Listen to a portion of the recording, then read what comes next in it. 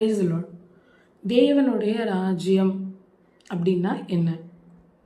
ஏசப்பா சொல்லுவாங்க, லூக்கா 9:27 சீஷர்கள் கிட்ட பேசிக்கிட்டு இருக்கும்போது, இங்கே நிற்கிறவர்களில் சிலர் தேவனுடைய ராஜ்யத்தை காணும் முன் மரணத்தை ருசி பார்ப்பதில்லை என்று. இங்க தேவனுடைய ராஜ்யம் என்று குறிப்பிடப்படுவது என்ன? அதாவது தேவன் தம்முடைய சித்தத்தை அந்த பூமியில நிறைவேற்ற ஆரம்பிக்கிற காரியங்கள் தான். தேவனுடைய சித்தம் பூமியில நிறைவேற துவங்குவது இல்லை நிறைவேறி கொண்டு இருப்பது தான் தேவனுடைய ராஜ்யத்தை குறிக்குது.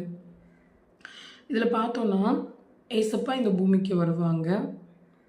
இதை கொஞ்சம் நம்ம ஆழமாக நிதானிக்கணும். ஏசப்பா இந்த பூமிக்கு வருவாங்க, 12 சீஷர்களை தெரிந்து கொள்ளுவாங்க. அந்த சீஷர்கள் மூலமாக தான் பிதாவனுடைய திட்டத்தை இந்த பூமியில் நிறைவேற்றுவாங்க. அது தெரியுமா உங்களுக்கு? தேவனுடைய ராஜ்யத்திற்குன்னு பிரித்தடிக்கப்பட்டவங்க தான் அந்த 12 சீஷர்கள். ரொம்ப ப்ரெஷியஸ் பீப்புள். பேதுருவாக இருக்கட்டும், யாக்கோபு, யோவான், இன்னும் அந்திரேயா, பிலிப்பு, செலாத்தே, நிறைய பேர் இருந்தாங்க. இவங்க எல்லாமே ரொம்ப ப்ரெஷியஸ் பீப்புள். தேவன் தம்முடைய குமாரனை அனுப்பி தம்முடைய திட்டத்தை அவருக்குள்ள வைத்து அவர் மூலமாக 12 சீஷர்களை தெரிந்து கொண்டு இந்த உலகத்தில் அவருடைய வேலையை தேவன் துவங்கினாங்க. இதை சீஷர்கள்கிட்ட ஆண்டவர் சொல்லுவாங்க.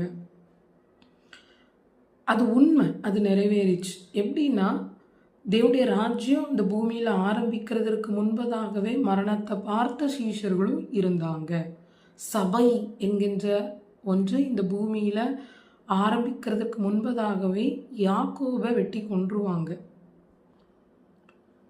சபைங்கிற காரியத்தை ஆரம்பித்து அதற்கப்புறம் அநேகர் அதை பார்த்தாங்க. தேவனுடைய செய்கைகளை கண்ணார பார்த்தாங்க. கூட்டம் கூட்டமாக ஆத்துமாக்கள் ரட்சிக்கப்படுவதை பார்த்தாங்க. இதுதான் தேவனுடைய ராஜ்யம்.